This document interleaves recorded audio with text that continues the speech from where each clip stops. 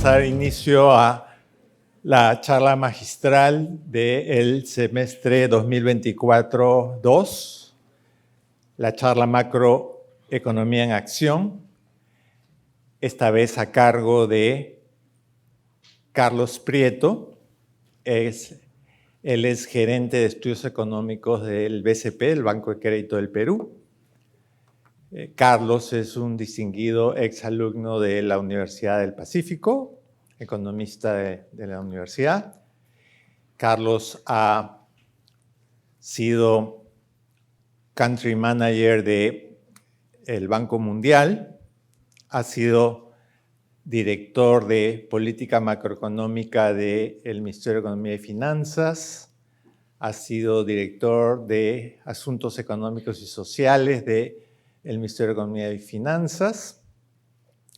Carlos ha estudiado la maestría en Administración Pública en Columbia University y ha sido becario de la prestigiosa beca Fulbright. Démosle la bienvenida a Carlos con un fuerte aplauso, por favor.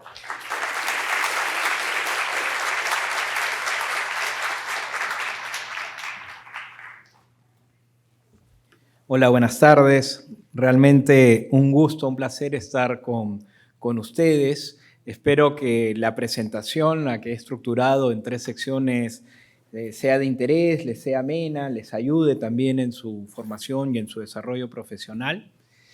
Como les comentaba, lo he estructurado en 3 secciones. Uno, sobre las características estructurales de la economía peruana. Cuando nos visita un inversionista y nos dice, estoy yendo por primera vez a Perú, y tenemos gente que puede venir de Londres, de Estados Unidos, Emiratos Árabes, del Asia, y nos dice, primera vez que estoy yendo a Perú. Les voy a mostrar algunas láminas donde creo que es importante conocer acerca de esas características estructurales. Luego, en la segunda sección, voy a conversar o a mostrarles un poquito ahí más data de coyuntura económica, cuál es la visión que tenemos en el equipo de estudios económicos acerca de la evolución de la economía peruana y en las principales variables macroeconómicas. Y finalmente voy a cerrar con una mirada más de largo plazo. A lo largo también de la presentación van a ver en alguna de las láminas algunas referencias a algunos libros que pueden ser de interés también revisar. Como les digo, esta primera sección enfocada en características estructurales de la economía peruana. Acá no es importante tener el decimal, no, 267.000, que sea el PBI, miles de millones de dólares, no, pero ¿cuál es otra vez el orden de magnitud? No es ni 50 ni 100, sino pues alrededor de 270.000 millones de dólares, ¿no? ¿Cuánto más grande es el PBI de Colombia o cuánto más grande es el PBI de Chile? Pueden ir realizando ahí sus cálculos nuevamente con la idea de tener órdenes de magnitud, ¿no? Entonces, primero, la economía peruana, una economía de alrededor ya de 270.000 millones de dólares, la cual se ha multiplicado por 5 veces desde el año 97. Población, 34 millones, ahí ven en la tabla también una comparación con Colombia, con Chile, ¿no? Colombia casi 50% más grande en términos de población. PBI per cápita, una clara diferencia en los niveles de ingreso per cápita, tanto corrientes como ajustados por paridad del poder de compra con Chile, ¿no? Que tiene casi el doble, ¿no? ¿De qué tamaño es la economía mundial? Es decir, ¿cómo compara Perú estos alrededor de 270.000 millones de dólares? Ahí tienen en la tabla de qué tamaño más o menos es Estados Unidos, China, Alemania, Japón, las principales economías del mundo. Un mensaje grande: Perú es casi un barquito de papel en el océano mundial. ¿De qué tamaño es el PBI mundial? Si uno suma todos esos datos, data del Fondo Monetario Internacional, poco más de 100 trillones, 104, 105 trillones, lo cual implica que Perú es menos del 0,3% del PBI mundial, no del 3, sino 0,3, ¿no? Otra vez, una economía que termina siendo casi un barquito de papel en el océano mundial, pero eso tiene un montón de importancia luego para el rol de factores externos, ¿no? Economía pequeña, abierta, donde termina siendo muy importante el rol de factores externos. Acá una primera idea de los órdenes de magnitud. De qué tamaño es nuestra economía, de qué tamaño es el PIB per cápita, cuál es el peso relativo de Perú en la economía mundial. Y en las gráficas un poquito la evolución en las últimas décadas. Por 5 el PBI nominal, por 2 el PIB per cápita ajustado por paridad del poder de compra. Economía pequeña y abierta. Me quedaría con ese mensaje, 0,3% el PIB mundial. Segundo mensaje grande, como sabemos, Perú es un país rico en recursos naturales y líder en la exportación mundial de commodities, ¿no? Órdenes de magnitud, nuevamente, si el PBI es algo como 270.000 millones de dólares casi, exportaciones estamos hablando casi 70.000 millones de dólares, las exportaciones mineras, casi 2/3 de las exportaciones totales, las exportaciones de cobre, casi 1/3 de las exportaciones totales o poco más de la mitad de las exportaciones mineras, ¿no? Nótese ahí exportaciones de oro el año pasado, alrededor de 11.000 millones de dólares. Más importante que el número es que casi ya las agroexportaciones son igual en monto que las exportaciones de oro. Una 11.000, otros 10.000, ¿no? Perú es un país, como les decía, líder en exportación de commodities, cobre, segundo productor, luego de Chile, segundo en el caso de zinc, tercero en plata, 11 en el caso de oro, primer país exportador mundial de harina de pescado, primer país exportador de arándanos, cosa que no existía hace 10 años atrás en Perú, primero de espárragos, segundo en uvas, tercero en paltas, ¿no? Imagínense a quienes les gustan el tenis ser un top 10 mundial en todos estos productos, ¿no? ¿Cuáles son los principales destinos de exportación? China, Estados Unidos, la Unión Europea, pero también nótese en la gráfica ahí en el pie de mucha ya exportación alrededor de la región, de los países latinoamericanos. Si alguno quiere estudiar más o detenerse más, explorar más acerca de las posibilidades de ser un país rico, de alto ingreso per cápita basado en recursos naturales, el contraste versus la falacia de maldición de recursos naturales. Algunos dicen, no tiene valor agregado exportar prácticamente piedras. A veces así nos podemos encontrar con esos argumentos falaces, cuando más bien el valor agregado debajo de la tierra no vale nada. Encima de la tierra, el cobre está valiendo más de $4 la libra. Los invito a revisar este libro del Banco Mundial, que ya tiene buen tiempo.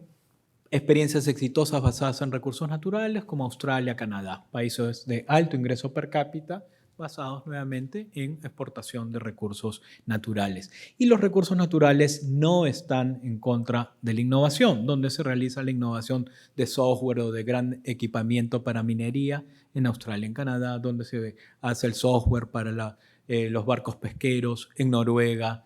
¿No, acaso no hay innovación? Hace 10 años atrás no existían los arándanos en Perú. Perú hoy día es el primer exportador mundial y hace 10 años atrás nadie pensaba que Perú podía producir arándanos. Eso fue innovación genética.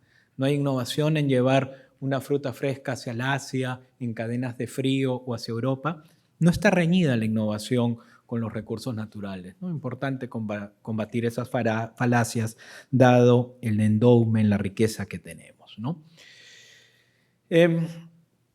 Además de país rico en recursos naturales, vean acá el salto que se ha dado en diferentes sectores, tanto sectores orientados a mercado externo como sectores domésticos. Por ejemplo, la producción de cobre se multiplicó por 7 veces en las últimas 3 décadas.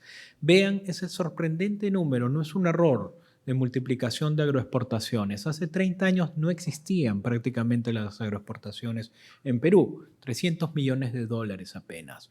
El año pasado, si uno suma todas las exportaciones agrícolas, estamos hablando ya de una industria de alrededor de 10.000 millones de dólares, ¿no? Exportaciones textiles multiplicadas por 5 veces. Eso también se trasladó a multiplicación de consumo interno o demanda interna. Vean ahí, ventas de cemento se multiplican por 5 veces, consumo de pollo se multiplica por 5 veces. Es decir, en las últimas 3 décadas hubo una expansión relevante de tantos sectores vinculados a mercado externo que jalaron a su vez a los de mercado interno.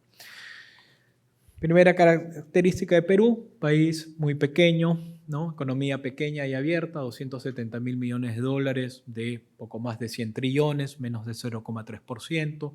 País rico en recursos naturales que debiera buscar imitar a otras economías como Australia, como Canadá. Ha habido un salto importante en las últimas décadas. Y en las últimas 3 décadas, Perú también destaca en la región como la economía de más alto crecimiento, con inflación más baja y con tipo de cambio relativamente estable. Para un inversionista extranjero, alguien que al final le interesa recibir dólares, esa tabla es sumamente importante e interesante. Nótese ahí, si uno compara el tipo de cambio acá al cierre de hace unos días, del 11 de octubre, versus el cierre del tipo de cambio de fines de 1999, la mayoría de ustedes no habían nacido ahí, o casi todos, ustedes no habían nacido ahí, vean, 7% apenas de depreciación. ¿Cuánto fue en Chile, una economía también con sólidos fundamentos macroeconómicos? 75%. ¿Cuánto fue en México? 100%, Colombia 125%, Brasil más de 200% la depreciación, ¿no? Entonces, hay una estabilidad relativa del tipo de cambio, lo cual hace que sea un factor importante para un inversionista al final interesado en recibir dólares. Los ingresos los pueden generar en soles, pero al final se remiten a su matriz en dólares. Esa es una ventaja importante y característica estructural importante de Perú durante los últimos 25 años mostrados en esa tabla. Estas características de ser el país de mayor crecimiento en la región, con inflación más baja y con un tipo de cambio relativamente estable, además del crecimiento generado en los diferentes sectores de minería, agroexportaciones, textiles, cemento, consumo de pollo, turismo que mostraba en las láminas precedentes, se traslada a una reducción no menor de la pobreza, que antes andaba alrededor del 60%, bajó hasta 20% prepandemia. Manejamos mal la pandemia, luego temas políticos, el fenómeno del Niño, el 2023, casi 30%, esperamos que se vaya reduciendo hacia adelante gradualmente. Dentro de todo, si uno compara las últimas 2 décadas, prácticamente 2004 con 2023, como pueden ver en la gráfica, hay un crecimiento de la clase media. Si antes los sectores socioeconómicos A, B y C representaban poco menos del 29%, al 2023, incluso tomándose en cuenta el efecto del Niño y el efecto del choque inflacionario a nivel global vivido en esos años, estamos hablando de un crecimiento de poco menos de 30% hacia 50%. Es decir, esta historia de 2-3 décadas de ser la economía de más alto crecimiento en la región, con inflación más baja, tipo de cambio relativamente estable, crecimiento en diferentes sectores, se traslada también en bienestar de las familias. Y ese crecimiento de clase media trae asociado una demanda por mayores bienes y servicios. Como yo vengo de la industria financiera, del BCP, acá les dejo una lámina acerca de ese crecimiento en demanda por servicios financieros. También se podría ver, por ejemplo, en demanda por educación, por salud, por vivienda, ¿no? Por ejemplo, los créditos como porcentaje del PBI se multiplican poco más de 2 veces. Los créditos de consumo, casi 4 veces, créditos hipotecarios vinculados a adquisición, obviamente, de vivienda. Ese mercado prácticamente no existía hace 25 años atrás. Tomar una hipoteca era muy complicado, no existía. Ahora parece algo muy usual, pero el país cambió bastante.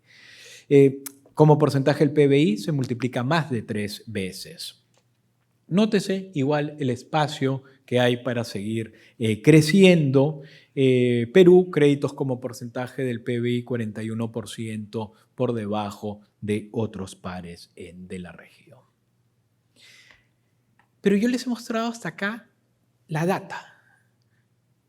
Está el PBI, el crecimiento en diferentes sectores, la inflación, el tipo de cambio relativamente estable, la reducción de pobreza, la mayor demanda de bienes y servicios.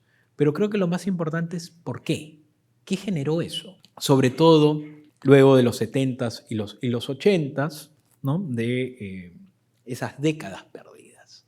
¿Cuáles son las anclas de estabilidad de Perú, a pesar incluso del contexto político que ya todos conocemos? Yo creo que hay tres grandes anclas de estabilidad de Perú. Primero, un marco legal favorable para atraer inversión, el cual está escrito en piedra en la Constitución. Por ejemplo, el artículo 62 de la Constitución Política dice que los contratos no pueden ser modificados por ley. Si acordamos un contrato, si luego sale una ley o si luego sale una disposición municipal, tengo un blindaje importante.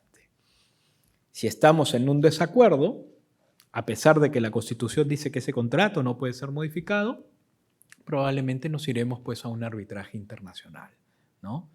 Eso para un inversionista extranjero es sumamente importante. Artículo 63 de la Constitución señala que el tratamiento entre la inversión nacional y extranjera es el mismo. Artículo 64, libre tenencia y disposición de moneda extranjera. En Perú, a diferencia de otros países de la región, podemos abrir una cuenta de depósitos en dólares, movernos sin ningún problema de soles a dólares, simplemente en un clic. Eso que para nosotros es tan natural no existe en otros países. ¿Cuál es la raíz de eso? De que se haya puesto en la Constitución política la hiperinflación de los 80s. Pero es un candado importante, ¿no? Libre movilidad de capitales, como les digo, en un clic nos podemos mover de soles a dólares, de dólares a soles, o incluso realizar una remesa al extranjero, ¿no? Libre movilidad de capitales. Artículo 79 de la Constitución señala que el Congreso no tiene iniciativa de gasto, a pesar de que el Tribunal Constitucional está tratando de redefinir o haciendo una interpretación, entre comillas, sobre ese artículo. Vean si están interesados. La columna de Waldo Mendoza, es ministro de Economía y Finanzas, este domingo en El Comercio. Otra ancla que está en la Constitución, artículo 84, el Banco Central es autónomo. ¿Por qué Perú pasa de la experiencia de la hiperinflación de los 80s a ser ahora el país con la inflación más baja en la región y que casi durante 28 años exhibe una inflación de un dígito y la más baja en la región? En buena parte al blindaje de ese artículo de darle autonomía al Banco Central. Ya hubiesen querido los argentinos tener algo como esa ancla, ¿no? Además, obviamente, de la institucionalidad y el gran trabajo de Julio Velarde, ¿no? Pero estas anclas institucionales que están en la Constitución son parte de los pilares de lo que se ha logrado en la economía peruana en las últimas 3 décadas. Y los dos últimos artículos de la Constitución están referidos a esas políticas macroeconómicas prudentes. El Perú pasó por 2 décadas perdidas, los 70s, los 80s, viene una etapa de reconstrucción en los 90s, se sientan estos pilares que son los que permiten la recuperación estas décadas. Y luego de estos artículos de la Constitución del 93, más la prudencia macroeconómica, en los 2000 se da otro desarrollo institucional importante, acuerdos de libre comercio e integración en la economía mundial. Se firman una serie de acuerdos comerciales. El Perú tiene acuerdo de libre comercio con Estados Unidos, con China, con la Eurozona, con Japón. Otra vez, economía pequeña y abierta, muy relevante para nosotros. Pero además, no solamente el objetivo fue abrir mercados, sino también institucional en el sentido, si hay un desacuerdo con un inversionista que viene de afuera, iremos a una corte internacional a dirimir esas diferencias. Y creo que esa es parte importante de por qué Perú exhibe estas características durante las últimas 3 décadas. Voy casi cerrando en esta parte estructural. Nótese acá que Perú, a pesar de los temas políticos conocidos, creo que 6 presidentes ya en los últimos 7 años, ¿no? Uno hace la lista, PPK, Vizcarra, de ahí vino Merino, de ahí Sagasti, de ahí Castillo, ahora Dina, pero vean la data. Entonces, cuando viene el inversionista de afuera, les decimos sí, pero veamos la data. ¿Qué dice la data? En la segunda gráfica, el país con la deuda pública más baja de la región, 33 puntos del PBI. Reservas internacionales, el país con las reservas más altas. Y los dos primeros gráficos no solamente en la región, sino a nivel del mundo. Uno de los países emergentes con más baja deuda y con más altas reservas internacionales. Inflación de las más bajas. Cuenta corriente incluso en superávit. Entonces, a pesar de los factores locales y del contexto político ya conocido, Perú continúa exhibiendo una de las primas por riesgo más bajas, ¿no? Probablemente si uno presentara esta data y no ponemos que es Perú, no nos creerían que la data corresponde a Perú. Pero esa es la fortaleza justamente en estas anclas de estabilidad previamente señaladas, ¿no? Y bueno, finalmente, antes de terminar la parte de características estructurales de la economía peruana, obviamente una característica importante es su elevada informalidad, y ahí podríamos conversar o discutir bastante sobre las raíces y todo lo que se tendría que hacer para tratar de revertir esa situación, ¿no? De repente eso lo dejo un poquito para más adelante, para la parte de la conversación o en las preguntas. Hasta acá, los factores estructurales. Entonces, ¿cuáles son las grandes características estructurales de la economía peruana? Yo las trataría de resumir. Es una economía pequeña y abierta, menos del 0,3% del PBI mundial, un país rico en recursos naturales, que no se tiene que sentir un estigma exportar recursos naturales. Hay experiencias como la de Australia, Canadá, Noruega, que se puede tener altos ingresos per cápita basados en recursos naturales, y que los recursos naturales no están reñidos con la innovación, no tan lejos, acá al costado, nomás Chile tiene el doble de ingresos per cápita que Perú, basado en recursos naturales. Perú, en las últimas décadas, la economía de mayor crecimiento en la región, con la inflación más baja y un tipo de cambio estable, a pesar de todos los temas políticos conocidos, ¿no? ¿Por qué? Por las grandes anclas. En mi opinión, es debatible, igual la economía es una ciencia que no es exacta, es debatible, muchas cosas obviamente, lo mismo de esta opinión, tres grandes anclas de estabilidad. Los artículos del capítulo económico de la Constitución, los artículos que apuntan hacia prudencia macroeconómica con que el Congreso no tiene iniciativa de gasto y el Banco Central es autónomo, e integración en el mundo. Somos tan pequeños, el gran mercado es el mundo, ¿no? Entonces, a través de esas anclas, a pesar de los temas políticos, nos mantenemos como una economía de los menores riesgos en mercados emergentes. Además de la otra característica de elevada informalidad, ¿no? Hasta ahí las características estructurales. Ahora voy a entrar a la coyuntura. ¿Cómo está evolucionando la actividad económica? En la sección previa he hablado de 2, 3 décadas. Ahora voy a hablar más bien de 2023, 2024, algo del 2025.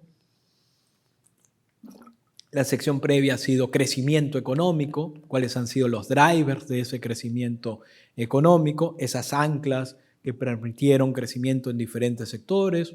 Mostré cómo la producción de cobre se multiplicó por 7, las agroexportaciones, exportaciones agrícolas por 40, ¿no?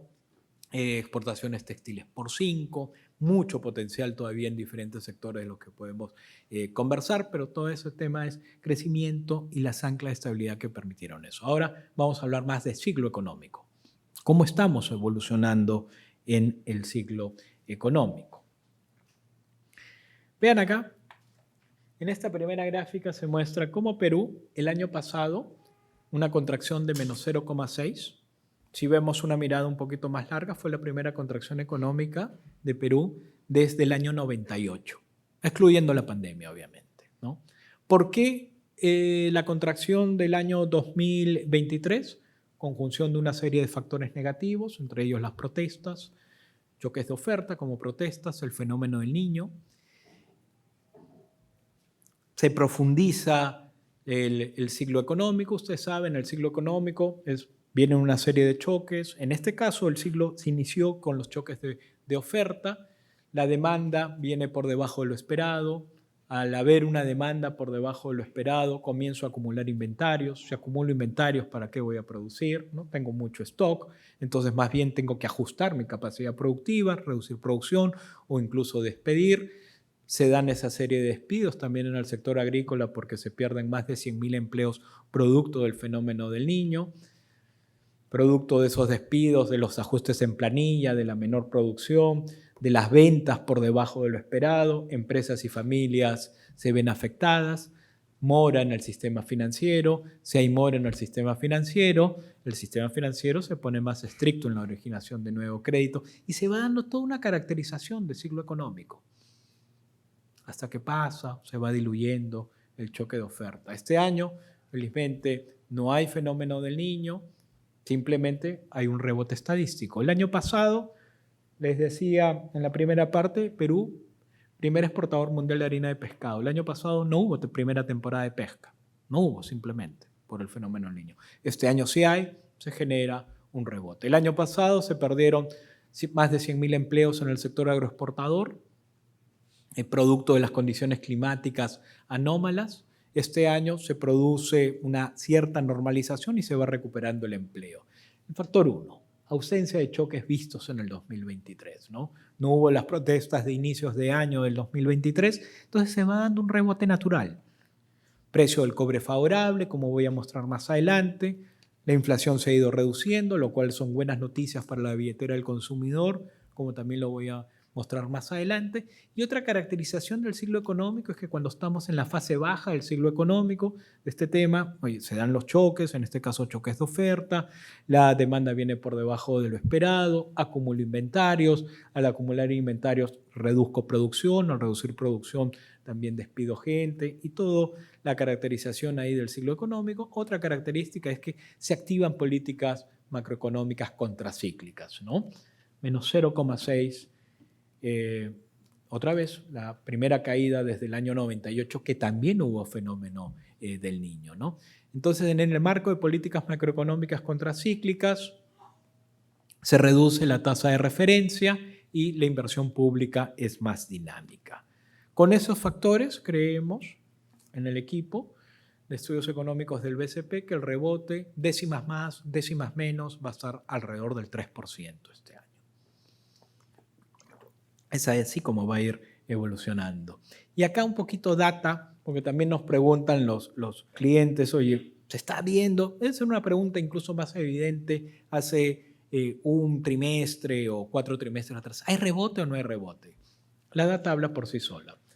Nosotros sosteníamos esta tesis del ciclo económico, que el ciclo económico iba a ir evolucionando, iba a ir ganando tracción, poco a poco se iba a ir dando el rebote, y es un poquito, no necesariamente el número exacto al decimal, pero es lo que se ha ido dando, ¿no? Vean la primera gráfica, ¿no? Esa forma de V, de B chica, ¿no? Se dan los choques de oferta negativos, el PBI luego va saliendo, se va recuperando, hay un rebote del PBI no primario, hay un rebote de la masa salarial, de la recaudación por IGB interna, de las importaciones industriales, importaciones de bienes de capital, parte política contracíclica, como les decía, de inversión pública, ¿no? Esa es la recuperación cíclica y gradual. Nuevamente, la primera parte de la presentación, más vinculada a décadas de crecimiento, esta parte más vinculada a la evolución del ciclo económico, en qué parte estamos y hacia dónde vamos. Ya salimos de la parte más baja del ciclo, estamos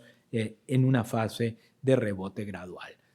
Pero no todos los sectores están sintiendo el rebote económico y la recuperación a la misma velocidad. Hay algunos que nos dicen, algunos clientes también que nos dicen, bueno, yo no lo siento, y puede ser válido.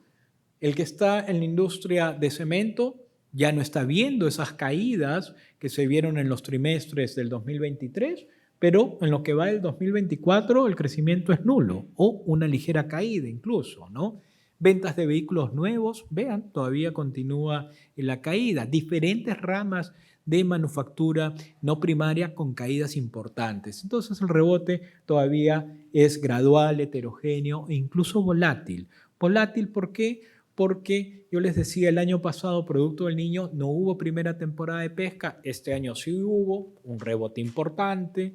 El PBI en abril y en mayo rebotó 5%. Nos preguntaban, oye, ¿la economía ya está rebotando el 5% y esa es la velocidad crucero? No, decíamos, no confundamos. ¿no? Este es un rebote gradual, cíclico.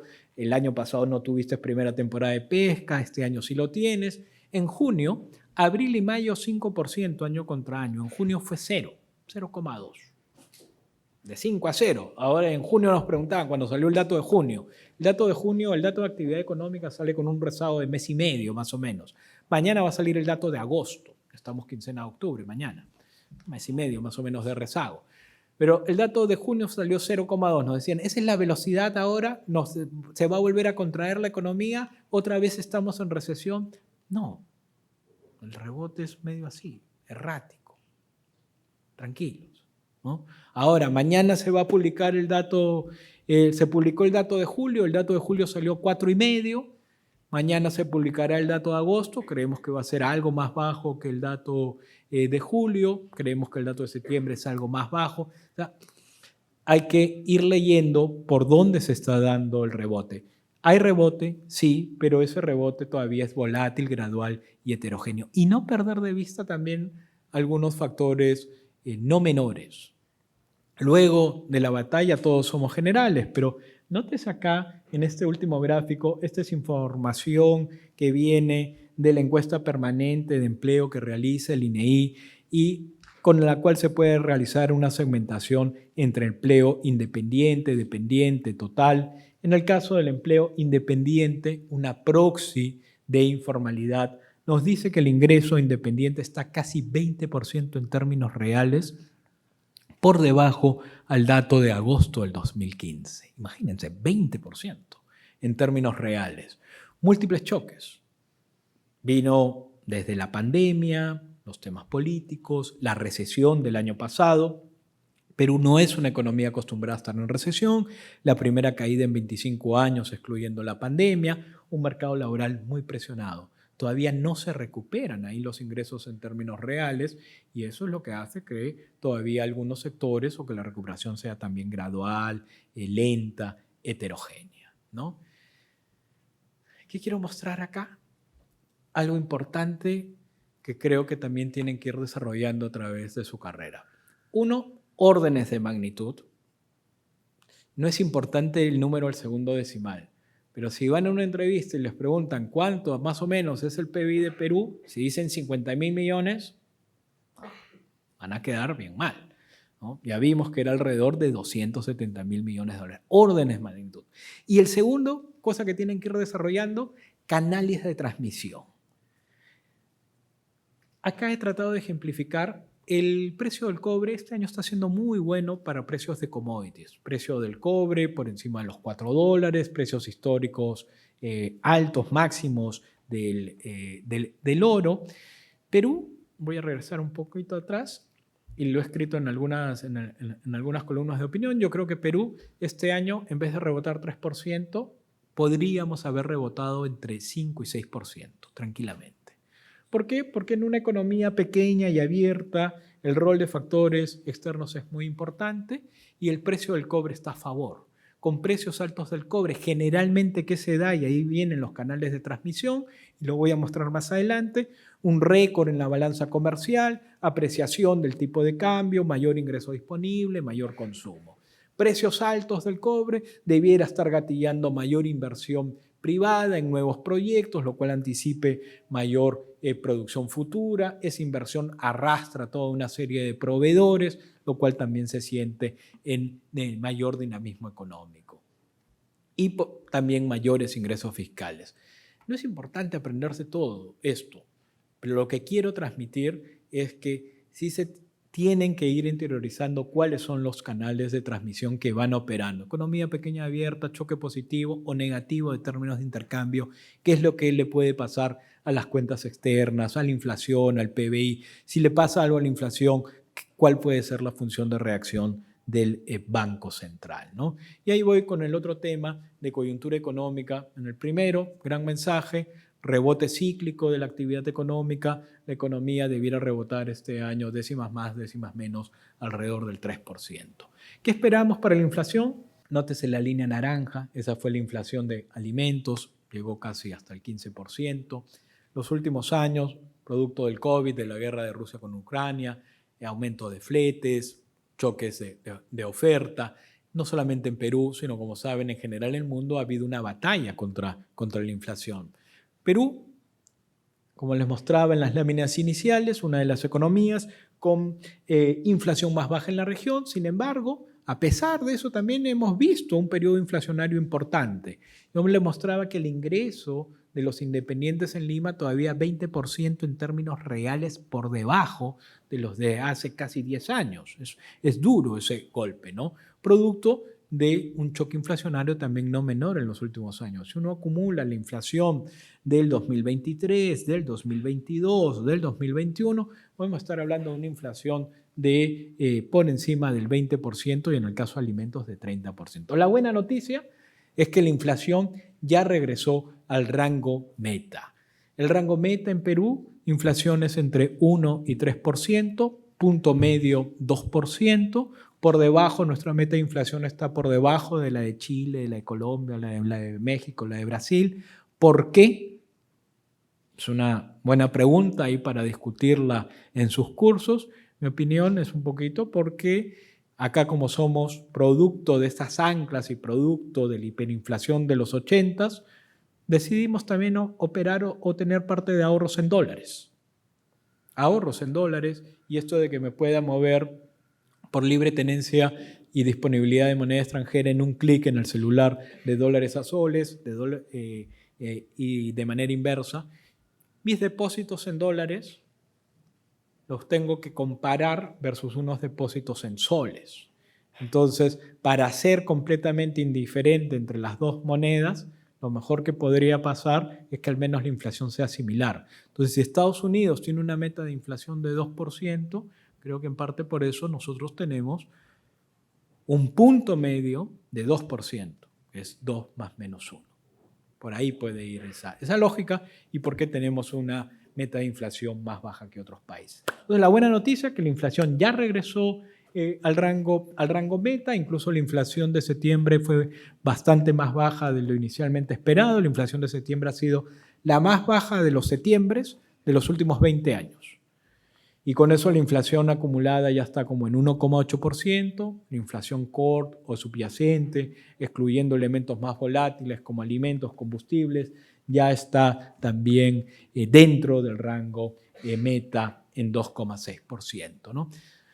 Entonces, dado que ya ha ido bajando la inflación, que ahora ya está cómodamente dentro del rango meta, es que el Banco Central, y producto de que la economía se contrajo, estuvimos en recesión, la primera caída de Perú en los últimos 25 años, excluyendo pandemia, desde el año pasado viene reduciendo su tasa de referencia.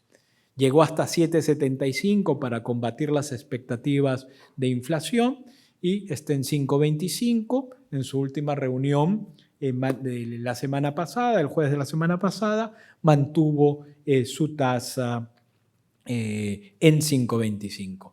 ¿Qué esperamos hacia adelante? Que continúe reduciendo su tasa de referencia a niveles de alrededor de 4 o 4,25 el próximo año. ¿Por qué? Porque la tasa real, que es la línea azul en el segundo gráfico, que está en 2,82, todavía está por encima de la tasa real neutral. La tasa real neutral para Perú se estima como en 2%. Es la tasa que hipotéticamente no estimula ni contrae. Perú todavía tiene una brecha de producto negativa. Incluso de repente podría necesitar una tasa por debajo de ese nivel real neutral. Pero incluso para llegar del 2,82 al 2% nos da una señal que el Banco Central, en nuestra opinión, o en mi opinión, creo que va a tener que seguir reduciendo su tasa de interés. ¿Por qué de repente no lo ha podido reducir más rápido? Por la última gráfica. Vean el diferencial entre la tasa del Banco Central y la Reserva Federal. El Banco Central tiene tasa de 5,25, el upper bound, el límite superior de la FED, está en 5. Se ha reducido de manera muy importante. Incluso en algún momento no se descartaba que pudiese ser cero negativo. Es medio contraintuitivo, ¿no? O no es lo usual, aunque ha sucedido en el pasado, como ven en esta gráfica, en la parte del 2007 más o menos, acá incluso la tasa del Banco Central de Perú estuvo por debajo de la tasa de la FED. Pero imagínense, yo les ofrezco dos opciones. Tienen un depósito en dólares, un depósito en soles. Uno rinde una tasa de X% y el otro rinde la misma tasa. ¿Cuál van a preferir? ¿El depósito en dólares o el depósito en soles? Hay un tema de behavioral ahí que puede operar también, donde un diferencial negativo más bien puede llevar a una depreciación del tipo de cambio, ¿no? Pero a lo que iba, antes de pasar a esto, es que el Banco Central, otra vez economía pequeña, abierta, obviamente nuestra política monetaria es independiente, pero nos guste o no nos guste, va a tener que mirar de una u otra manera qué es lo que hace el principal banco central del mundo, que es la Reserva Federal. ¿Podría haber un diferencial negativo? Ya se ha tenido un diferencial negativo de 100 básicos. ¿Podría haber un diferencial negativo de menos 400? Probablemente no, ¿no? Imagínense que la tasa en soles sea 400 puntos básicos menos que la tasa en dólares. ¿Qué significa 400 puntos básicos menos? Que la tasa en dólares sea 5 y que la tasa en soles sea 1%. ¿Cuál preferirían? Obviamente los depósitos en dólares, probablemente. ¿Eso a qué llevaría? Canales de transmisión. Oye, cambio pues mis activos para tener depósitos en dólares, hay una demanda por dólares, el tipo de cambio se tiene que depreciar en ese caso, ¿no? Entonces sí importa lo que haga la Reserva Federal. ¿Y qué es lo que va a hacer la Reserva Federal? Acá les dejo una lámina un poquito cargada, pero con mensajes interesantes. La Reserva Federal se reúne cada 3 meses, se reunió en septiembre, nos dejó esa tabla de proyecciones. No saben, en las tesorerías, en los mercados financieros, toda la ansiedad que genera determinar hacia dónde va la tasa de la Reserva Federal. ¿Va a subir? ¿Va a bajar? ¿Cuánto? ¿Cuándo la va a bajar? En septiembre lo bajó en 50 básicos. En julio no la bajó y el mercado luego entró en trompo, dijo no, hay un error de política monetaria porque salió débil el dato del mercado laboral, tiene que bajarlo ahí. Acá mucha ansiedad. ¿Y cómo se leen esos dos gráficos con un montón de líneas punteaditas ahí? Generalmente hay mucha ansiedad, mucha necesidad de pronóstico de cómo va a estar la Reserva Federal. Un instrumento muy seguido son los futuros. Probablemente ya lo verán más adelante en la carrera, pero este gráfico trata de ilustrarlo ahí. Los futuros son malos predictores. Vean la gráfica del medio. Las líneas punteadas es la expectativa que tenían los futuros. Vean acá, ¿no? Plano, plano, plano, pero acá los futuros pensaban que ya iba a subir la tasa de la Fed. Y no subió, se quedó plana casi como 10 años, ¿no? Acá, cuando se da el fenómeno inflacionario, ¿no? Acá ya comienzan a anticipar subida, pero pensaban que iba a subir hasta acá, en este momento, hasta 1,5. Como sigue subiendo, luego pensaban, bueno, no es 1,5, va a subir hasta 2,5. Terminó subiendo hasta 5,50. Cuando estaba acá, no, ya va a empezar a bajar, ya va a empezar a bajar, ya va a empezar a bajar. Y no bajó. Tomó más tiempo en bajar la tasa. Mensaje grande, los futuros son malos predictores. Segundo mensaje grande de esta lámina, acá están las proyecciones de la Reserva Federal. Todos los economistas estamos viendo las proyecciones de la Reserva Federal, qué es lo que está diciendo. Antes decía que iba a cortar, ahora dice que va a cortar un poco más. Antes decía que la tasa este año iba a cerrar en la mediana como de 5,10, ahora dice que va a cerrar como en 4,40 y que van a haber como 100 básicos de recorte el próximo año de 4,40 a 3,40. Esos son los grandes mensajes que comunicó la Fed en septiembre. ¿Cuál es el track record de las proyecciones que provienen del dot plot o de la mediana, de los miembros del directorio, votantes y no votantes de la Reserva Federal? Lo tienen en la tercera gráfica. ¿Cómo se lee ese gráfico? Dos grandes mensajes a su vez, o dos grandes hipótesis. Uno, o que también son muy malos predictores, muy malos forecasters, porque acá decían que iba a subir, parecido a lo de los futuros, y se mantenía plano. O desde acá ya decían que iba a bajar la tasa y siguió subiendo. Entonces nuestra capacidad predictiva, tanto de los futuros como de todos los economistas, bueno, del comité técnico que le da sus proyecciones al board, al directorio, y los directores terminan tomando sus decisiones teniendo en cuenta o no esa información, pero no dirían que son malos forecasters. O, que creo que es más lo segundo, o quiero creer que es más lo segundo, Igual hay todos unos retos técnicos ahí en las proyecciones siempre, los cuales me voy a referir al último, pero creo que también nos dice de un mundo muy cambiante, de que vienen hoy día, esta es la mejor visión que tengo hacia adelante, con todo el instrumental y todo lo que podemos saber, y con los pros, contras, etc., etc., pero mañana, pasado, etc., etc., vienen una serie de choques inesperados que pueden llevar a una desviación significativa. Pero para mí, la verdad que como siempre en las tesorerías o siempre en las reuniones me paran preguntando por tasa de la Reserva Federal, creo que es interesante mostrar que tanto los futuros como la propia Reserva Federal no tiene un buen track record en sus proyecciones. En parte creo que porque hay incertidumbre. No se pueden anticipar todos los eventos. Y acá rápidamente les dejo algunos libros si es que están interesados en temas, o más adelante ustedes tienen que ir descubriendo también qué es lo que les va gustando más en los temas, en los diferentes temas de economía, si les gustan los temas de mercados financieros. Acá algunas sugerencias, ¿no? El Crack del año 29, un lindo libro de Kenneth Galbraith. La era de la turbulencia de Alan Greenspan, Too Big to Fail, también se hizo una película creo que sobre ello, o Mercados Emergentes en Turbulencia de Guillermo Calvo, ¿no?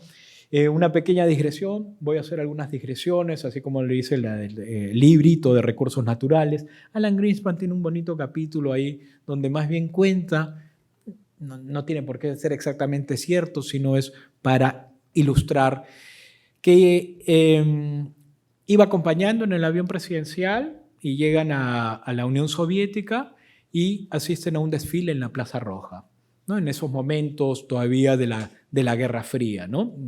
De repente habrán visto en algún momento los grandes misiles interbalísticos con las ojivas nucleares, ¿no? Todas las ciudades de la Unión Soviética apuntando a las principales ciudades de Estados Unidos, todas las ciudades o las principales de Estados Unidos apuntando con sus ojivas también a la Unión Soviética, ¿no? Y los despliegues o los desfiles militares que habían en la Plaza Roja con estos grandes misiles interbalísticos, ¿no? Entonces pasan todo ese arsenal nuclear y al último vienen caminando 4 o 5 personas, ¿no? Entonces el norteamericano le pregunta pues al ruso, oye, ¿por qué haces todo este despliegue de fuerza y de armamento nuclear? ¿Y quiénes son esos hombrecitos que van atrás? Ah, esos son los más peligrosos. Mi arma más peligrosa. ¿Por qué? Son mis economistas. Pero, ¿por qué? Porque realmente la economía puede tener una capacidad destructiva de arma nuclear. Si tienen alguna duda, revisen la caída del PIB de Alemania luego de la Segunda Guerra Mundial y la caída del PBI que ha podido tener Venezuela. En Venezuela no hubo una guerra nuclear, pero ha habido una destrucción por malas políticas económicas peor a la que si le hubiera caído un arma nuclear. Esa es la capacidad destructiva de malas políticas económicas también, ¿no? Hay bonitos libros que pueden ir leyendo. Creo que en la etapa académica, además de... tienen que ir buscando sus propios intereses académicos y hay muy buenos libros que revisar. Pequeña digresión, pero les iba contando de la parte corta de Perú del ciclo económico, actividad económica, un rebote de alrededor de 3%, inflación, fue un choque inflacionario importante, no de Perú, sino del mundo, inflación acumulada como de 20%, va cediendo, Banco Central va reduciendo su tasa a medida que va cediendo la inflación. Inflación este año creemos que se va a acelerar ligeramente, cerrará alrededor del 2,3, 2,4 este año, el próximo año alrededor del 2,5, cómodamente dentro del rango meta. Tasa de Banco Central irá tendiendo al menos hacia su tasa real neutral, lo cual significará pasar la tasa nominal de 5,25 a un nivel, creemos, de 4, 4,25. Tipo de cambio, ya les mostraba con la lámina de inicio de la primera parte estructural, 7% de depreciación del sol peruano en los últimos 7 años, mientras que el peso chileno, una economía con buenos fundamentos macro, más de 70% de depreciación. No sabemos cuál va a ser la proyección de tipo de cambio. Siempre a nosotros, bueno, en el equipo nos preguntan cuál es la proyección de tipo de cambio. La verdad, no sabemos cuál va a ser el numerito exacto al segundo decimal. Lo que sí sabemos son los drivers que pueden estar detrás del tipo de cambio. Uno, el factor estructural, que la moneda peruana es menos volátil que el peso colombiano, el peso chileno, real brasilero, peso mexicano, ¿no? Salieron, producto del tema político, 8 puntos del PBI salida de capitales, el tipo de cambio se fue a 4.14. Una cosa es stock, una cosa es flujo, diferencia importante. ¿Cuál es stock? ¿Qué es flujo? Esa salida de ese cambio de portafolio se podía seguir repitiendo a la N, ¿no? Era un one-off, se pasó, se estabilizan, comienzan a pesar más los fundamentals, se da también en los temas políticos conocidos, el tipo de cambio. Julio del año pasado estaba en 3.53. Julio del año pasado, 3.53. Hoy día 3.75 más o menos, ¿no? ¿Qué sabemos también del tipo de cambio? No sabemos dónde va a estar, pero sí sabemos que con los buenos precios de commodities tenemos un récord de balanza comercial, que tenemos o vamos a tener un segundo año consecutivo de superávit en cuenta corriente debido también a que los términos de intercambio, ¿no? La diferencia entre los precios de exportación e importación, que exportamos, cobre, oro, plata, zinc, están en buenos precios, que importamos petróleo, que a pesar del tema político ha subido muy poco, en lo que va del año, dentro de todo, bajó, pero luego subió, pero respecto a diciembre, prácticamente 1 o 2%. Commodities agrícolas están más bien en caída, buena producción en Brasil, en Estados Unidos, de maíz, trigo, soya. El punto es que tenemos términos de intercambio en niveles récord, y eso por eso les decía en esa tabla de los canales de transmisión. Altos precios de commodities, altos términos de intercambio. ¿Qué suele significar? Superávit comercial, superávit en cuenta corriente. Más bien el tipo de cambio se debiera apreciar. Hacía una presentación hace unos meses atrás y como estaba perdiendo a la audiencia, y yo sé que la audiencia más bien de empresarios siempre pregunta por el tipo de cambio, les decía, el tipo de cambio se puede ir a 3.50. ¿Por qué no se va a 3.50? Más bien es la pregunta. Si estamos en un récord de balanza comercial y vamos a tener 3 años consecutivos de superávit en cuenta corriente. Bueno, está ahí atrapado, ahí más o menos, ¿no? En estas bandas ahí alrededor de 3.65, pero ¿por qué en el año pre-pandemia estaba 3.31, 3.30? ¿Por qué no podría caer? Creo que ¿por qué no cae? Está por acá un poquito la explicación. El diferencial de tasas. El diferencial de tasas entre moneda nacional y moneda extranjera es prácticamente nulo. Pero cuando eso se reacomode, de repente si la Fed baja más rápido y baja algo menos el Banco Central y vuelve a ver a su estado natural, donde lo natural debiera ser que la tasa en moneda local sea mayor a la tasa en moneda extranjera, probablemente el peso de los fundamentals de las cuentas externas sea mayor y de repente eso lleve a una mayor apreciación del tipo de cambio. Por el momento estamos en alrededor de 3.75 a cierre de este año. El próximo año va a ser preelectoral, nadie sabe qué vienen las elecciones, eso va a poner incertidumbre, pero si uno dijera solamente fundamentals macro y sobre todo por cuentas externas, uno diría el tipo de cambio debería estar más apreciado. ¿Qué hace que no se aprecie? Diferencial de tasas y bueno, el Banco Central ha construido una montaña de intervención ahí con el swap cambiario. Cuando baje esa montaña, haya diferencial positivo, más claro, probablemente si sigue empezando estos fundamentals de cuentas externas, de términos de intercambio en máximos, veríamos una apreciación. Voy avanzando un poquito más rápido para ir cerrando esta sección, no quedarme sin tiempo y también tener tiempo para la conversación. Ahí tienen la tabla de proyecciones, pero es básicamente lo que les he comentado. Un rebote alrededor de 3%, una ligera desaceleración el próximo año por ser preelectoral. Tasa inflación 2.4, 2.5 el próximo año. Yo creo que de repente riesgo a la baja del 2.4. Tasa de política monetaria está en 5.25, a 5 este año, entre 4, 4.25 el próximo. Pero yo creo que más que comentarles eso, sí quería transmitirles algunas cosas interesantes y de propio aprendizaje que he tenido en lo personal y que hemos tenido en el equipo. ¿Qué hemos aprendido de nuestros errores de proyección? Porque sin duda nos equivocamos. Y ya les mostraba, para mí la verdad, son este nivel de error de proyección de los futuros. Aprendí que los futuros no son buenos predictores, pues no sabía que eran tan malos. Y luego ver que la propia Fed, con todo el instrumental que tiene, el guidance que envía al mercado, cuál es el track record. No es bueno su track record. Definitivamente el error de proyección es no menor, tenemos que ser muy humildes. Voy a regresar a otra lámina. El año pasado otra vez, menos 0,6 de contracción en el 2023. ¿Cuánto proyectaba el Banco Central de Reserva en junio? Junio, mitad de año. 2%, 2,1%. Positivo. Un error no menor. Y todos nos equivocamos, ¿eh? Todos. No vimos la magnitud de lo que sucedió en 2023, a mitad de año. A mitad de año estábamos proyectando el mercado, el más pesimista, 1%, el Banco Central como 2%, y fue menos 0,6%. Un error no menor. Bueno, ¿qué hemos aprendido? Lo que ya les decía, los futuros no son buenos predictores, tampoco la propia Fed. Los choques de oferta, eso es algo que aprendimos a cocachos aprendí también en el 2023, que la magnitud de esos choques de oferta y sus vasos comunicantes pueden ser más potentes de lo esperado. Y esos choques más imprevistos. Generalmente en esta parte del año, en octubre, muchas empresas hacen su presupuesto y su planeamiento el siguiente año.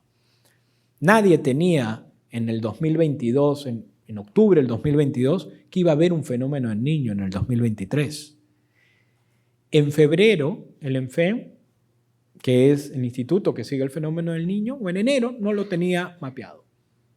En febrero sale una nota, no está activo. En marzo se activa. Después vino el Yaku, ¿se acuerdan, no? Va a ser leve el Niño. Después va a ser moderado. Después fue fuerte. Tanto así que estábamos parados a la mitad del año, todos esperábamos en el mercado crecimiento y ni al signo le dimos. Ni al signo. O sea, creo que hay que ser muy humilde, reconocer, oye, acá hubo algo que no teníamos en el radar y que demostró que pudo ser más inesperado y que esos vasos comunicantes son más potentes, ¿no? Hay un bonito, otro libro que les recomiendo leer a lo largo de la carrera, es un libro grande, ese sí, como 600 páginas, pero vale la pena leerlo. Pensar rápido, pensar despacio. Primer psicólogo al que se le dio el Premio Nobel de Economía. Capítulo 20 nos dice lo malo que somos haciendo forecasting. Es algo así como la ilusión de la validez, algo así, o el sesgo. El libro habla mucho de los sesgos también, ¿no? Este tema de los sesgos de proyección y del behavioral economics, ¿no? Algo que también hemos aprendido también es el behavioral. Si por más que tenga el modelo, oye, behavioral.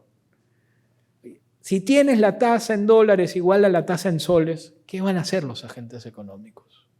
¿Tú qué harías? Si la tasa en soles es 200 puntos básicos por debajo de la tasa en dólares, ¿qué harías? ¿Qué va a hacer el tesorero? Hay un tema ahí. A veces de repente, pues el modelo no ha estado testeado con esa data suficiente o fue muy corto el periodo. Tenemos que apoyarnos del behavioral también, ¿no? Y como nos vamos a equivocar, o es probable que nos equivoquemos, tenemos que ver escenarios alternativos. Por temas regulatorios, a nosotros nos piden hacer escenarios de estrés. A la Reserva Federal también le envía el escenario de estrés a los bancos americanos. Nosotros hacemos nuestro propio escenario de estrés. Pero acá no estoy hablando de un escenario de estrés. Acá estoy hablando de un escenario donde, ¿qué pasaba si en la mitad, en verdad, del 2023, donde el Banco Central decía 2%, 2,1%, el resto del mercado andaba entre el 1, el 1,5%, decíamos, ¿por qué no puede ser negativo? Que lo fue al final. Y hubiera ido mucho mejor al forecaster que hubiera dicho, va a ser negativo, que fue lo que sucedió, ¿no? Entonces, estar muy, muy aware de esos temas. Voy terminando la última parte. Hemos hablado de los factores estructurales de Perú, de las características estructurales, las anclas de estabilidad que tiene Perú forjadas en las últimas 2-3 décadas. Hemos hablado también de coyuntura económica, del ciclo económico, del comportamiento de las principales variables, del rebote que se va dando alrededor del siglo, del comportamiento de inflación, tasas, las proyecciones, los errores de proyección. Pero quería terminar con una parte de largo plazo. Y acá también otro lindo libro, de repente para que lo revisen a lo largo de la carrera, ¿no? Este libro lo hizo el profesor Bruno Seminario, en la Universidad del Pacífico, lamentablemente ya no está con nosotros, hizo una gran contribución y reconstruyó estas series casi de 300 años, donde lo importante no es el decimal, no es el decimal. Importante hoy cuestionar si 1800 fue la caída de 10,9 o fue de 25,6. Eso no es lo importante. ¿Cuáles son los grandes mensajes? De 300 años de crecimiento económico, Perú tiene más años de crecimiento que Inglaterra. Entonces, ¿por qué nuestro ingreso per cápita es mucho más bajo que el de Inglaterra? Porque nuestras caídas son mucho más grandes. Hoy día en la mañana lo revisaba y encontré esa cita textual, la primera. Sin eventos extremos, el nivel de desarrollo del Perú sería similar al de cualquier país europeo. ¿A qué se refiere sin esos eventos extremos? Esas grandes caídas. El Perú pasa más tiempo recuperándose que creciendo. Vean la caída de la independencia como 25%. Eso es lo que dice más o menos la data. Un evento económico fue muy mal llevado el proceso, obviamente, ¿no? A la luz de esos números, ¿no? 1/3 de caída, la guerra con Chile, la crisis financiera del año 29, el libro que les recomendaba, El Crash del 29 de Kenneth Galbraith, 10%. La década perdida de los 80s, donde tenemos en un periodo muy corto de tiempo 2 años de caída de 2 dígitos prácticamente. Tuvimos el Niño muy devastador del año 82, una década perdida. Esas caídas de 10, 12%. Y el último, el COVID, donde el Perú cayó el doble de lo que cayó Chile y Colombia, el doble. Eso es data. Lamentablemente pareciera que manejamos muy mal nuestras caídas. Nuestras caídas son muy, muy profundas. Gran recomendación que sale, primero evita las caídas. Oye, antes de crecer, primero cuando te caigas, no te caigas de esa manera, ¿no? Oye, si has subido 3, 4 pisos, oye, no te caigas pues al sótano 10. Oye, hay que evitar esas caídas tan profundas. Y no lo hicimos bien en el último choque grande que tuvimos, ¿no? Y una reflexión importante, y a eso la verdad que nos daría para horas, e incluso para varios vinos y cervezas, la última cita. Es que el Perú será prisionero de poderosas fuerzas económicas, institucionales y políticas que rigen la dinámica de estos ciclos de largo plazo. O sea, como que avanzamos y después retrocedemos mucho. Y después estamos tratando de recuperarnos, ¿no? Perú pasa más tiempo recuperándose que creciendo, ¿no? Interesante, al menos para mí. Pero yo quería terminar también con una nota más optimista. Yo creo que la verdad que yo soy un convencido, de que Perú este año pudo haber rebotado 5 o 6%. Están en máximos históricos nuestros términos de intercambio y el año pasado habíamos tenido muchos choques de oferta negativos. ¿Por qué no rebotamos al 5 o 6%, sino décimas más, décimas menos, alrededor del 3%? No son los factores externos, sino son los factores domésticos, ¿no? Hay algo en los factores domésticos que está inhibiendo ese rebote, ¿no? Sin embargo, es lo que hay, pero yo soy, la verdad que más optimista incluso sobre el mediano plazo, siempre y cuando Perú mantenga sus anclas de estabilidad económica. Esas anclas que decíamos, o que en mi opinión son las grandes anclas de por qué Perú ha podido resistir todo este tema político y factores locales conocidos, ¿no? De estas anclas de estabilidad económica y macro, ¿no? Pero yo creo que Perú, nuevamente, hacia adelante, tiene un gran futuro y les corresponde a ustedes también, creo que contribuir de una manera u otra a que este futuro se materialice. Mostraba en la primera lámina, nuestro ingreso per cápita es la mitad del de Chile. Mucho potencial para avanzar. Vean la primera gráfica, producción de cobre. Yo creo que Perú está bendecido ahorita. Cambio global a energías verdes es demanda por cobre. Es un sinónimo de demanda por cobre, lo cual determina que probablemente el precio del cobre va a ser favorable o van a ser buenos precios esta década y ojalá la próxima década también. Esa es una bendición para Perú. ¿Cuánto cobre produce Perú? Vean, ha ido subiendo su producción, pero Perú produce 2,8 millones de toneladas, mientras que Chile produce 5 millones de toneladas al año. Una diferencia, el ingreso per cápita simplemente ya viene explicada por ahí. Sin duda, otra diferencia viene explicada también por los factores institucionales, a los cuales esas fuerzas subyacentes de repente de las que nos hablaba Bruno Seminario. Pero Perú tiene un enorme potencial en cobre.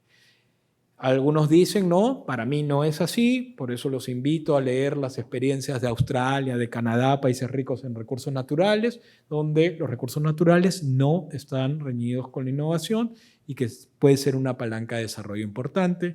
Perú tiene todo en los próximos 10 años para elevar su producción, no creo que a 5, pero con los proyectos conocidos debiera ser al menos 4, 4,5. Mi escenario base es 3,5. Pero que tiene más potencial, tiene más potencial. Y eso significaría un arrastre muy importante a otros sectores. Metalmecánica, obviamente construcción, transporte, logística, servicios, etc. ¿no? Y también obviamente ingresos fiscales para invertirlos mejor en educación, en salud y no en talara, ¿no? Entonces, primer factor, cobre. El tren del cobre está ahí.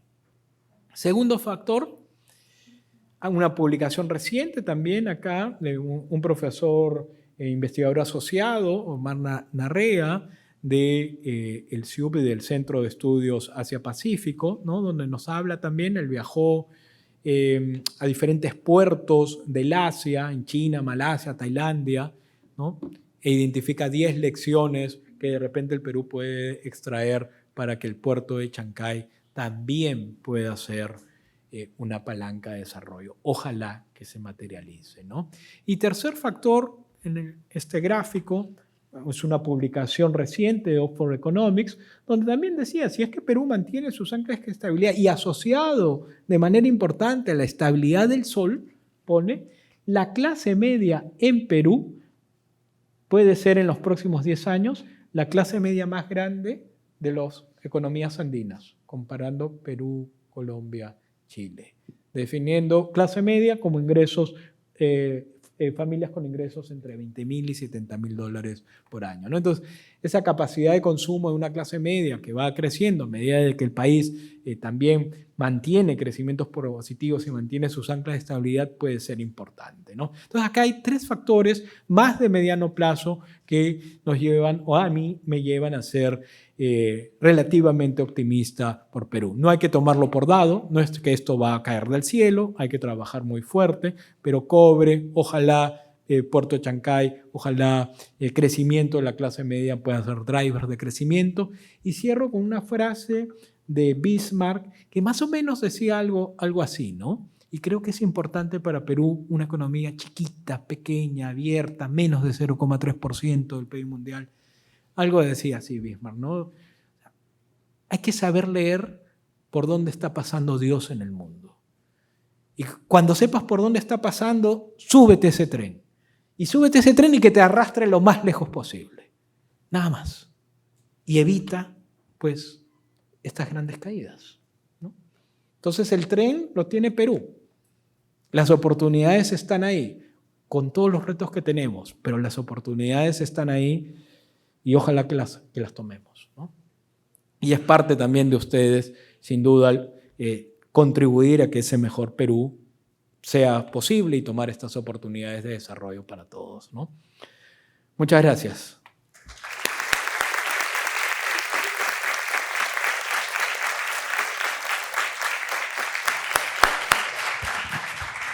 Muchas gracias, Carlos, por una muy comprensiva, integral exposición y por acabar con ese tono agradablemente optimista, ¿no? Sobre todo para ustedes, para que se queden haciendo patria.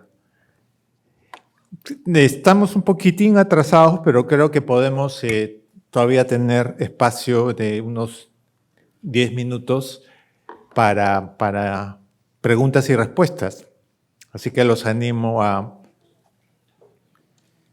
realizar preguntas, comentarios, que aquí nuestro expositor puede brevemente responder, comentar.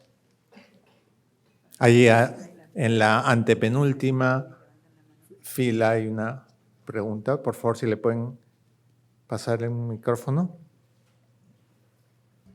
Adelante. Sí. Hola, buenas tardes. Le agradezco su presencia el día de hoy. Recientemente ha sido modificado el sistema privado de pensiones y se ha incluido una pensión mínima. En caso de que los fondos de los pensionistas no puedan cubrir sus pensiones mínimas, estas serían cubiertas por el Estado. Además, ha incluido una pensión por consumo. Estos dos últimos factores se prevé que recorten la recaudación o los ingresos del Estado. ¿Qué tanto afectaría esto a las cuentas nacionales? Es mi pregunta en concreto. ¿Qué, Carlos? Recomiendo revisar los comunicados del Consejo Fiscal. El Consejo Fiscal ha sido bastante claro, ha ido alertando sobre los diferentes retos fiscales. En su último comunicado alerta sobre 3 temas. 1, el de la reforma previsional. 2, Petroperú. Y un tema también fiscal relacionado a la Municipalidad Metropolitana de Lima. Relacionado a la reforma previsional, dice que no se conocen estimaciones sobre los diferentes supuestos y parámetros utilizados para las estimaciones del costo de la reforma previsional. Hay algunos estimados que dicen alrededor del 0,3% del PBI, pero que tendrían que ser validados por el MEF o por la ONP o la SBS, ¿no? Entonces, hasta el momento no se conoce eso. Y sí, un país que ha mantenido la prudencia macroeconómica sí llama la atención. Generalmente uno está acostumbrado a definir cuánto es el costo, y yo creo que dado los errores de proyección, se debiesen hablar de escenarios. Puede ser 0,3, pero también de repente algunos hablan incluso de un costo de hasta un punto del PBI o más. Hay que hacer escenarios. Una vez que se define el costo y las bandas de repente en los que pueden estar ese costo, se define la fuente de financiamiento. ¿Cómo se va a financiar un gasto permanente? Se debiese financiar con un ingreso permanente. En este caso no se ha tenido esa discusión. Si no es un ingreso permanente, entonces se va a tener que recortar algún gasto. ¿Qué gasto sería? O si se va a tomar más deuda. Si se toma más deuda, se pone en riesgo la calificación crediticia. Pero luego que se discutía el costo y su financiamiento, se aprobaba. Acá más bien primero se ha aprobado y ahora estamos discutiendo el costo y después el financiamiento. Entonces ahí el Consejo Fiscal ha llamado la atención y para defender justamente esa institucionalidad, ¿no? Entonces, respuesta corta, no se sabe efectivamente cuánto va a ser el costo de esa reforma de pensiones. Gracias, Carlos. ¿Alguna otra pregunta allí en el lado izquierdo, por favor? Sí. Buenas tardes, profesor. Buenas tardes, gerente. Sin duda ha sido una muy buena charla. Quisiera consultar acerca de lo que mencionó en economías informales, más o menos. Lo dejó para la parte de preguntas. Y es relacionado al tema de que Perú mantiene una presión fiscal de aproximadamente 14%, más o menos, en comparación con la OCDE, que maneja una presión fiscal de entre más o menos 30%. Sabemos que en Perú hay un 70% de informalidad y quería saber si la propuesta de como que mantener el equilibrio entre aumentar la presión fiscal y llegar a ese estándar que maneja la OCDE y básicamente mantener una baja presión fiscal para la parte de informalidad y se lleguen a acoplar a la economía formal del Perú. Gracias. Bueno, es una discusión larga e interesante. El profesor Yamada es experto en mercados laborales, así que definitivamente con él también en su curso pueden conversar el tema. Yo les doy una visión de repente muy parcial, más allá del mercado laboral, porque ese tema se lo dejo al profesor que es experto. Yo les decía que Perú ha tenido un importante desarrollo en diferentes sectores. Creo que Perú necesita pensar seriamente ¿dónde van a estar los sectores formales que demanden mano de obra informal? y hacer un movimiento de esos grandes bolsones de mano informal hacia el sector formal. Uno de ellos ha sido agroexportaciones. Antes exportábamos 300 millones, hoy ya estamos hablando casi de 10.000 millones. Estamos hablando de un sector donde en empleo formal directo ya genera alrededor de 500.000 de empleos, pero hay otros sectores donde creo que Perú todavía está muy por debajo de su potencial y puede conectar con esa formalidad que lleve también a mayores ingresos fiscales. Algunos ejemplos. Ecuador exporta como 7.000 millones de dólares en camarones a Ecuador. Nosotros en acuicultura, no somos de exportar camarones, debemos estar como 1.700, menos de 2.000 millones de dólares. ¿Por qué no se podría duplicar o triplicar y generar una demanda por mano de obra informal? Turismo. Mostraba que la recuperación ahí todavía no llega a los niveles prepandemia de 4 millones, Perú recibiendo 4 millones de turistas. ¿Por qué no podría recibir 20? ¿Por qué? 15, 20. Imagínense la demanda de empleo directo e indirecto que se podría generar alrededor. Perú no tiene una industria forestal. Chile, con sus bosques del sur, exporta en celulosa, papel, forestal como 5.000 millones de dólares. Brasil, incluso Uruguay también. O sea, creo que hay que pensar en algunos sectores, además de la minería. Yo creo que ahí hay un tren y he sido explícito que Perú tiene que aprovechar, pero además de otros sectores donde haya una demanda importante de mano de obra informal que haga ese movimiento de esos bolsones hacia cierta formalidad y eso poco a poco irá también generando mayores ingresos fiscales, ¿no? Muy bien. ¿Más preguntas? Aquí, una última pregunta, sí, al filo de las 3 de la tarde. Damos paso a la última pregunta. ¿Qué tal? Buenas tardes con todos. Buenas tardes, Carlos. Te agradezco mucho la charla. Mi pregunta también era con la informalidad. Hemos visto en la primera parte la exposición, las virtudes de la economía peruana respecto a disciplina macroeconómica. Pero, sin embargo, los niveles de informalidad no han disminuido. Mi pregunta es que, por ejemplo, actualmente las herramientas tecnológicas, como por ejemplo el banco de crédito con el YAPE, permiten a muchos agentes económicos formar parte del mercado financiero y de alguna forma mapearlos. ¿Por qué sigue siendo dificultoso el paso a la formalidad de estas personas? ¿Por qué sigue siendo un reto tan de difícil avance en los últimos años? Eso quería preguntar. Ok. Bueno, no solamente para Perú, sino nos vamos a encontrar en muchas zonas todavía a niveles elevados de informalidad, sigue siendo un reto. Pero voy a conectar justamente con lo de YAPE. Yo creo que eso puede ser realmente revolucionario. ¿En qué sentido? La parte del crédito. ¿Cuál ha sido la principal restricción para que hace difícil que instituciones financieras presten? Acá muy pocos pueden acreditar una boleta y decir este es mi ingreso, ¿no? Justamente por la informalidad, porque muchos trabajan pues, y no les van a dar una boleta de estos son tus ingresos. Sin embargo, ahora en YAPE, en el aplicativo, vas a poder tener una idea de los flujos. Bueno, a esta empresa, a esta persona, más o menos, sus flujos de entrada, de salida, es tanto. Y en función de esa data, ya no te voy a pedir una boleta, sino voy a tener la data acá. Y en función de eso, poderte ofrecer un crédito también para que eso signifique más emprendimiento, ¿no? Entonces, esa parte yo sí creo que es esa data y que justo reduce o pone un puente más cercano con la informalidad, con la data informal que no había, puede ser revolucionario, ¿no? Y ya se está empezando a hacer, ¿no? Ya YAPE está comenzando a dar ciertos créditos, ¿no? Esperemos ayude también a reducir eso la informalidad. Ok, muy buena pregunta, muy buena respuesta. Entonces, siendo exactamente las 3 de la tarde, quiero que por favor le demos un fuerte aplauso nuevamente a nuestro expositor. Ha sido una muy buena charla.